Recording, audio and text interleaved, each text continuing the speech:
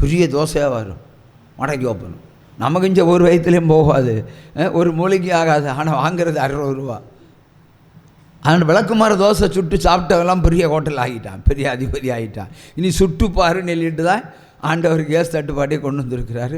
இன்னும் அதிகமாக வரப்போகுது. உற்சாகமாக கையை தட்டலாம், விலையில் உட்காருங்க.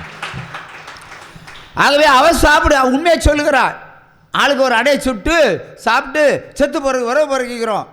ஆனால் அங்கே என்ன விஷம் வாங்கி வச்சுருக்கிறான்னு யாரும் தெரியாது. எப்படி செத்து போகிறேன்னு அவளுக்கு தெரியாது. அந்த விஷத்தை ஒன்று வாங்கி வச்ச மாதிரி பைபிள்லாம் காட்டல. உடனே எலியா சொல்லுவான், நீ அப்படியே செய், தான் என் உத்தரவு. இங்கே தான் நீங்கள் பார்க்கணும் எலியா எப்படிப்பட்ட எலியான்னு. நீ அப்படியே செய், நீ செத்து போகிறதுக்கே உறவு பொறுக்கியோ, நீ 2 தோசை சுட்டு சாப்பிட்டு செத்துப்போ, அதை பற்றி எனக்கு ஒன்றும் கவலை கிடையாது. ஆனால் அடைய சுட்டு என கொடு, அது சிறிய அடை, பெருசாக வேண்டாம். நீ 2ஆ சொல்கிறதா 3ஆ சொடு, அதில் ஒரு அடையை சுட்டு என கொடு, அப்புறமா நீ சாப்பிட்டுக்கலாம். இதுதான் வார்த்தை. அப்புறமா நீ சாப்பிட்டுக்கலாம், முதல்ல நான் சாப்பிடணும். உன் வீட்டில் வந்து உம்மாவை நீ நான் சொல்லி சுட்டு எனக்கு நானாக இருந்தால் ஒரு ஆம்லேட் அதோட விட்டு தான்னு கேட்டிருப்பேன். உங்கள் வீட்டில் வந்து இன்னொரு தோசை கேட்ட என்ன பண்ணுவேன், முட்டை இல்லைன்னா பக்கத்து கோழி ரெண்டைகள் எடுத்து ஒன்று போட்டு அப்படி கொடுன்னு சொல்லுவேன். இந்த எலியா அப்படி, அந்த எலியானே முட்டை இல்லாதனால இப்படி சொல்லியிருப்போம் போல இருக்க. அவள் சுட்டு கொடுத்தாள். ஏனென்றால் வசனத்துக்கு அவள் கீழ்ப்படிந்தாள், கட்டுப்பட்டாள். 2வது வார்த்தைகள் பேசவில்லை. 2வது வார்த்தை பேசினா அவள் பிசாசினுடைய உபதேசமாக இருந்து அவள் என்ன சொல்லுவாள், என் வீட்டில் வந்து நான் சாப்பிடுவதற்கு வைத்திருக்கிற மாவை உனக்கு சுட்டுதற்கா, நீ யாருடா, எங்கிருந்துடா வந்த நீ என் வீட்டுக்கு, வெளியே போடான்னு சொல்லியிருப்பான். அப்படி தானே, அப்படி தானே. ஆனால் அவள் கேட்கல. ஏனென்றால் இது கர்த்தருடைய உபதேசம் என்று அவள் அப்படியே கீழ்ப்படிந்தாள். That's a point. அவள் கீழ்ப்படிந்தாள், கர்த்தருடைய வார்த்தைக்கு செவி கொடுத்தாள். பிசாசின் உபதேசங்களாக இருந்தால் எடுத்து நிற்பாள், உனக்கெல்லாம் தர முடியாது. முதல்ல சொல்லி பார்த்தா, 2வது கட்டளை கொடுத்ததும் கீழ்ப்படிந்தாள். 2வது முறையாக அவள் சொல்லவில்லை, இல்லை இல்லை உனக்கு தர முடியாது, என் மகனே நல்லா சாப்பிட்டா 4 அடை சாப்பிடுவான், அவனுக்கே 1 தான் வச்சுருக்கிறேன் இன்னும் சொல்லி விளக்கம் கொடுத்துருப்பா. ஆகவே இதுதான் பிசாசினுடைய உபதேசங்கள். வார்த்தைகளுடைய ஆழத்திற்கு, அதாவது தேவனுடைய உள்ளார்ந்த வார்த்தைக்கு அப்படியே கீழ்ப்படி தான் உங்கள் வேலை. உனக்கு இருக்க இல்லையோ, கீழ்ப்படுகிறதான் உங்கள் வேலை.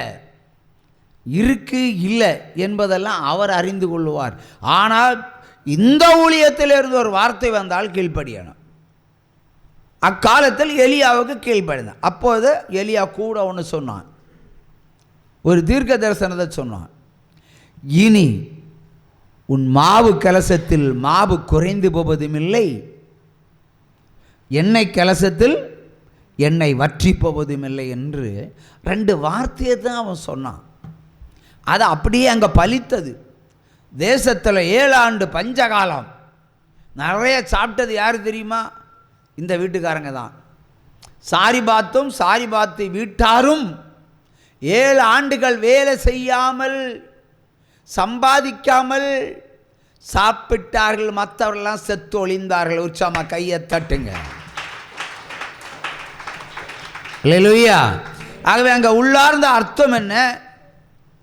புடுங்கி வாங்குதல் இல்லையா? எலியா அதைத்தான் செஞ்சான். ஆனால் பிசாசனுடைய உபதேசங்களுக்கு அவள் செவி கொடுத்தாள். கொடுத்திருந்தால் எலியா வெறுமையாக போயிருப்பான் இல்லையா? அவன் 2 தோசையும் சுட்டு விஷமோ இல்லைன்னா ஏதாவது அரளி இலையை அரைச்சோ சாப்பிட்டு செத்து போயிடணும். உயிரை காக்கிறதுக்கு தான் ஊழியங்கள் நியமிக்கப்படுகிறது. ஒரு சம கையை தட்டலாமா?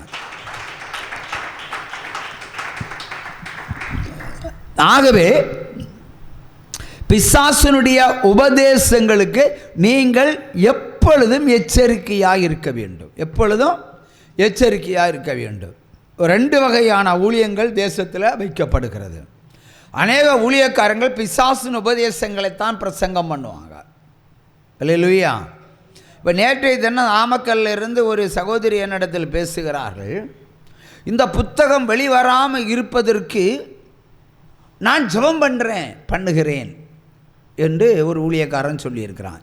அப்போ அவன்கிட்ட என்ன ஆவி இருக்கு? அந்தி கிறிஸ்துவனுடைய ஆவி இருக்கு. ஹல்லேலூயா. பிசாசின் உபதேசங்கள், அதாவது தேவனுடைய வார்த்தைகளை இன்றைக்கு தமிழ்நாட்டில் வித்தியாசமான முறையில், இதெல்லாம் சாட்சியெல்லாம் ஒரு 10 வருஷத்துக்கு முன்னாடி உள்ள சாட்சிகள்லாம், அதுக்கு பிறகு உள்ள சாட்சிகளெல்லாம் நிறைய இருக்குது. ஆனால் அச்சிடுவதற்கு ஆள் இல்லை. தமிழ் கம்ப்யூட்டர் தெரிஞ்சவங்க வர சொல்லுங்கள், 20,000 சம்பளம் தரலாம். ஏன்னா என் பொண்டாட்டிக்கு நேரம் இல்லை. உற்சவமாக கையை தட்டுங்க. ஹல்லேலூயா. அது புது சாட்சிகளோட தான் அடுத்த புத்தகம் வரும். ஹல்லேலூயா. ஆகவே இந்த பிசாசு ஊழியக்காரனாக இருந்து பேசுகிறான். அப்போ சுவிசேஷத்தை அறிவிக்கக்கூடாது என்பது அவனுடைய நோக்கம். இங்கே வேதம் என்ன சொல்கிறது? உனக்கு நேரம் இருந்தாலும் இராவிட்டாலும், நேரம் இருந்தாலும் இராவிட்டாலும் ஜாக்கிரதையாய் சுவிசேஷத்தை அறிவித்து விடு என்று சொல்லுகிறார். ஜாக்கிரதை. ஆகவே நானும் ஜாக்கிரதையாக இருக்கணும், கேட்குற நீங்களும் ஜாக்கிரதையாக இருக்கணும். ஆனாலும் நேரம் கிடைச்சாலும் கிடைக்காவிட்டாலும், நிறைய பேர் சொல்லுவாங்க எனக்கு ஊழியம் செய்யறதுக்கு நேரம் இல்லை, அப்படி தானே, எனக்கு ஜெபிப்பதற்கு நேரம் இல்லை. இப்படி நேரம் இல்லை என்று சொல்லுகிறவர்கள் அந்தி கிறிஸ்துவனுடைய பிம்பங்கள், கூட்டங்கள், அற்ப விசுவாசிகள். அதுதானே அற்ப விசுவாசிகள். ஆகவே அற்ப விசுவாசிகளாக இருக்கக்கூடாது. தோமா தான் போன வாரத்தில் சொன்னான். எப்படி சொன்னான்? இயேசுனுடைய விலா எலும்பில் விரலை போட்டால் தான் நம்புவேன். அங்கே ஆழம் இருக்கா, குழி இருக்கா? கரங்களையும் கால்களையும் ஆணி அடித்த துளைகள் இருக்கிறதை நாம் விரல் போட்டு பார்த்தா தான் இவர் இயேசு என்று நம்புவேன். இதுதான் அந்தி கிறிஸ்து. அந்தி கிறிஸ்து கூடவே இருந்திருக்கிறான். அப்போ விசுவாசத்தை சோதித்து பார்க்கிறவன் அற்ப விசுவாசி, விபச்சாரிக்கு சமம். உற்சாம கையை தட்டுங்க. கடுமையாக சொல்கிறேன், விபச்சாரிகளை விட மோசமானவர்கள் அற்ப விசுவாசிகள். முடிஞ்சா இயேசுவை நம்பு, இல்லைன்னா இன்னொரு இயேசு இருந்தால் பின்னாடி போ. இயேசுன்னா அவர் பின்னாடி வா. அவர் கடுமையாக தான் பிரசங்கம் பண்ணுவார். அவர் லகுவா ஒன்றும் பிரசங்கம் பண்ண மாட்டார். எங்கே லகுவா பண்ணியிருக்கிறாரு சொல்லுங்க பார்ப்போம். மலை உச்சியில் எலியாவோடும் மோசையோடும் தேவன் தரிசனமாய் பேசி கொண்டிருப்பதை 2 அப்போஸ்தலர்கள் கண்டார்கள். உடனே ஓடி போவார்கள். இயேசு விடத்தில் போவாங்க. ஆண்டவரே கீழே போனால் கல்லால் அடிக்கிறார்கள். நம்ம அப்பப்போ என்ன செய்கிறோம்? போட்டு ஏறி அக்கறைக்கு ஓடி போகிறோம். இயேசு தான் ஓடி போகிறாரு. ஆகவே இங்கே ஒருத்தனும் கல்லடிக்க வர மாட்டான், இங்கே ஒருத்தனும் காரியத்து வர மாட்டான். இங்கே ஆளுக்கு ஒரு கூடாரம் போட்டு, மோசைக்கு ஒரு கூடாரம், எலியாவுக்கு ஒரு கூடாரம், நமக்கும் ஒரு கூடாரம் போட்டு இங்கே உட்கார்ந்துருவான். பிரச்சனை இல்லாமல் வாழுவோம் என்று அவர்கள் உலக பிரகாரமாய் சொன்னார்கள். இது பிசாசின் உபதேசம். உபதேசம் யாருக்கு? இயேசுவுக்கு சொல்லுது. வானத்தையும் பூமியை உண்டாக்கின தேவனுக்கு சொல்லுகிறார் இவர்கள் கூட இருந்த அப்போஸ்தலர்கள். அப்போ ஆண்டவர் சொல்றதை தான் இவங்க 12 பேரும் கேட்கணும். இப்போ இந்த 2 பேர் யாருக்கு சொல்றாங்க? வானத்தையும் பூமியை உண்டாக்கின தேவனுக்கு, இயேசு கிறிஸ்துவுக்கு சொல்லுகிறார்கள் உபதேசங்கள். ஆண்டவர் சொன்னார், அற்ப விசுவாசி, அப்பால்பா சாத்தானே, ஸ்ட்ரைட்டாக சாத்தானே சொல்லிவிட்டார். அதுக்கப்புறம் கூட சொன்னார், ஒரு கட்டளை கொடுக்குறாரு, மனுமகன் மரித்து உயிர்த்து எழும் வரைக்கும் இங்கு கண்டதை எங்கேயும் சொல்லாதிருப்பாயாக. எங்கேயும் சொல்லாதிருப்பாயா, ஒரு கட்டளை. இப்போ தேவ ரகசியத்தை என்ன செய்யணும்? இருதயத்தில் வச்சு பூட்டி வச்சுக்கிட்டணும், வெளியே சொல்லக்கூடாது. இப்போ உங்களுக்கு ஒரு தேவன் ஒரு வாக்குத்தத்தம் கொடுத்தா நீங்கள் வீட்டில் போய் சொல்லக்கூடாது. நேரம் போய் பொண்டாடிக்கிட்ட போய் அப்படி ஆண்டவர் இப்படி எனக்கு சொல்லியிருக்காருன்னா, அங்கேருந்து நல்ல வார்த்தை வருமா கெட்ட வார்த்தை வருமா? சிலவெல்லாம் போய் அபிஷேகத்தினால பிசாசனுடைய வார்த்தைகள் வரும். அவர் அப்படி தான் சொல்லுவார், 26 வருஷமாக ஆசீர்வதிக்கிறேன்னு சொன்னார், ஒரு ஆசீர்வாதத்தையும் காணும். இனி புதுசாக வருது, அப்படி தானே வருதார், அப்படி சில சொல்லுவாங்க. எதிர்மறையான வார்த்தைகள் அது வரும். அதான் பிசாசனுடைய உபதேசங்கள். பிசாசன உபதேசங்கள் என்னன்னு நீங்கள் புரிஞ்சுக்கிடணும். உங்கள் இருதயத்தில் அந்த மாதிரி வராமல் பார்த்துக்கிடுங்க. வந்தால் யூ ஆர் வெரி டேஞ்சர். பின்ன பொருத்தனை செலுத்தினா மட்டும்தான் முடியும், இறங்காது. நான் ஒரு நபருக்கு ஒரு ஆலோசனை சொன்னேன். ஒரு பொய் அபிஷேகத்தினுடைய ஆவி இந்த ஊழியக்காரர் மேலே தாக்குதுன்னு சொன்னேன், தாக்க போகிறது சொன்னேன். குறிப்பாக அந்தி கிறிஸ்துன்னு ஸ்பெஷலாக கோடிட்டு சொன்னேன், ஜாக்கிரதையாக இருக்க சொல்லணும். கடந்த வெள்ளிக்கிழமை துக்கவள்ளி பிரசங்கத்துக்கு இடம் கொடுத்தேன். நிறைய தூதர்களை குறித்து தான் அவர் பேசிட்டார். நம்ம எல்லாம் தூதர்களை கும்பிடக்கூடிய ஆட்களா? இயேசு கிறிஸ்து இருக்கும்போது நம்ம ஏன் தூதரை கும்பிடணும்? அப்போ இந்த மேடையிலேயே என்னது, அவன் கிரியைகளை நடப்பித்தான். அதான் ஜாக்கிரதை. நம்ம ஆண்டவருக்குரிய எல்லா காரியத்தையும் அவர் சொல்கிறாரு, ரைட் தான். ஆனால் கூட தூதர்களுக்கும் துதி பாடிட்டார். அப்படியே நேரம் ஆர்சி திருச்சியில் போய் இருக்க வேண்டியதான், இங்கெல்லாம் வரக்கூடாது. உற்சாகமாக கையை தட்டுங்க. ஸோ புரிந்து கொள்ள வேண்டும், நீங்களும் உங்கள் இருதயத்தை வஞ்சிக்காதபடிக்கு திருவசனத்தை ஜாக்கிரதையாக கேளு. சும்மா கண்மூடித்தனமாக கேட்காத, ஜாக்கிரதையாக கேளு. கேட்கும் காதை கூர்மையாக வைத்துக்கொண்டு அவன் அர்த்தத்தை புரிந்து கொள்ளு. சந்தேகத்தோடு கேட்காதீங்க, வேணா திரும்ப கேள்வி கேட்டுருங்க, விளக்கம் தரலாம். ஒரு சும்மா கையை தட்டி அல்லேலூயா. ஐ வாசித்த வேத வசனத்தை திரும்ப வாசி. பிசாசின் உபதேசங்கள். இங்க ஆவியானவர் வெளிப்படையாக சொல்லுகிறார், காதுள்ளவன் கேட்க கடவன். நெக்ஸ்ட், பிற்காலங்களிலே மனசாட்சியில் சூடுண்ட பொய்யர்களுடைய மாயத்தினாலே சிலர் வஞ்சிக்கிற ஆவிகளுக்கும் பிசாசின் உபதேசங்களுக்கும் செவி கொடுத்து விசுவாசத்தை விட்டு விலகி போவார்கள். மெய்யான விசுவாசத்தை விட்டு விலகி போவார்கள். இதான் வேதம். மெய்யான விசுவாசம், கடுமையான உபதேசங்கள் உங்களுக்கு வரும்போது ஒருவேளை நழுவி போவீர்கள் இல்லையா, வழுவி போவீர்கள். இந்த விலாங்கு மீன் கையில் பிடிச்சி வச்சு நிற்க முடியுமா? ஆற்றுல கிடக்கிற விலாங்கு மீனையோ ஆற மீனையோ கையில் பிடிச்சி வச்சுட்டு இருக்க முடியுமா? அது எப்படியும் வழிகிட்டு தான் போகும். அதே மாதிரி தான் நம்முடைய விசுவாசிகள் வள்ளிக்கு போகிற விசுவாசிகளாகவே இருக்கிறார்கள். தேவனை விட்டு விலகி போகிற விசுவாசிகள். ஆனால் அவருடைய விசுவாசம் இருக்குது, அது அந்தி கிறிஸ்து மேலே இருக்குது. அது பிசாசின் உபதேசங்களை கேட்டு கேட்டு கேட்டு கேட்டு கேட்டு கேட்டு கேட்டு கேட்டு அதில் அவங்க ஐக்கியப்பட்டாங்க. அவங்களுக்கு பிரச்சனை கிடையாது, அவங்களுக்கு கேட்கும்போது ரொம்ப சந்தோஷமாக இருக்கும். இப்போது ஒரு பாஸ்டர் சொல்லுவார், ஒரு பிரசங்கத்தில் சொல்லுவார்,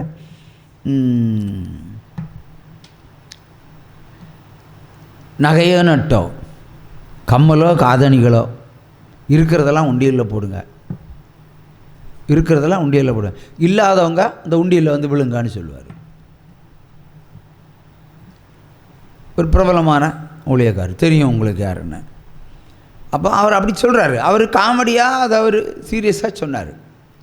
நம்ம ஆவிக்குரிய பிள்ளைகள் அதை எப்படி எடுத்துக்கொள்ள வேண்டும்? ஆவியினுடைய அர்த்தத்தை, அதாவது உயர்ந்த காணிக்கைகளை கொண்டு கர்த்தரை கனப்படுத்துங்கள். அதான்டா சத்தியம் இல்லையா? கர்த்தருக்கு என்ன செய்யணும்? உயர் ரக காணிக்கைகளை கொடுக்க வேண்டும். இப்போ வேதத்தில் பார்க்கும்போது 2 ராஜாக்கள் 8, 9, 10 சொல்லப்படுகிறது, 40 ஒட்டகத்தில் ஒரு தீர்க்க தரிசனத்தை கேட்பதற்கு உயர் ரக காணிக்கைகளை எடுத்து கொண்டு போனார்கள். தீர்க்க தரிசனம் கேட்கறதுக்கு நான் பிழைப்பேனோ பிழைக்க மாட்டேனோ, அதுக்கே 40 ஒட்டகம். 40 ஒட்டகம் சுமக்கிற காணிக்கைகள். அப்போ எவ்வளோ பெரிய காணிக்கைகள் கொண்டு வந்துருப்பாங்க. அப்போ அவர் கோயம்புத்தூரில் இப்படி அவர் காமெடியாக சொன்னார். எப்படி சொன்னார்? கம்மலை போடுங்க, செயினை போடுங்க, காப்பை போடுங்க, வளையலை போடுங்க, ஒன்றுமே இல்லைன்னா நீங்கள் உண்டியல் வந்து விழுங்கான்னு சொல்லிட்டார். நீங்கள் உண்டியல் வந்து விழுங்க. நான் அதுக்கு அந்த அவருடைய காரியத்தை விளக்கம் தரேன். இப்போ கர்த்தரை கனப்படுத்துறது காணிக்கை வாங்கிறதெல்லாம் முக்கியம், ஊழியக்காரன் வாங்கிறதில்ல. ஊழியக்காரன் வாங்கினா அதை செலவு பண்ணி தீர்த்துருவான், செலவு வந்து சொத்து வாங்கிடுவான். அவன் பொண்டாட்டி வரலையும் பிள்ளைகளை வரலையும் சொத்து வாங்கிடுவான். அப்படிப்பட்டவர்கள் இங்கே கண்டு எச்சரிக்கையாக இருக்கணும், மாறி போகணும், விலைக்கு போகணும். ஆனால் அதில் அவர் உயர் ரக காணிக்கைகளை கொண்டு கர்த்தரை கனப்படுத்துங்கள்னு சொல்லப்படுகிறது. இந்த சங்கீதம் 96:8 ஒன்று வாசித்து பார்ப்போம். சங்கீதம் 96:8.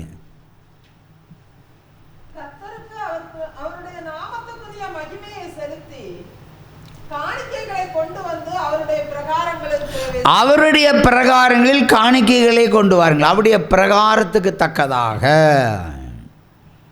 அவருடைய மகிமைக்கு தக்கதாக. அவருடைய மகிமைக்கு அளவு உண்டா பிரதர்? அவருடைய மகிமையை நம்ம லிமிட் பண்ண முடியுமா? இந்த அளவுக்கு தான் அவருக்கு மகிமை இருக்குது, அவர் இப்படித்தான் இன்னும் சொல்ல முடியுமா?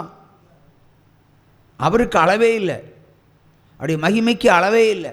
அவன் நமக்கு எவ்வளோ கொடுத்தாலும் தகும், லிமிட்டு கிடையாது. அவை உயர் ரக காணிக்கைகள் பைபிளில் சொல்லப்பட்டிருக்கிறது.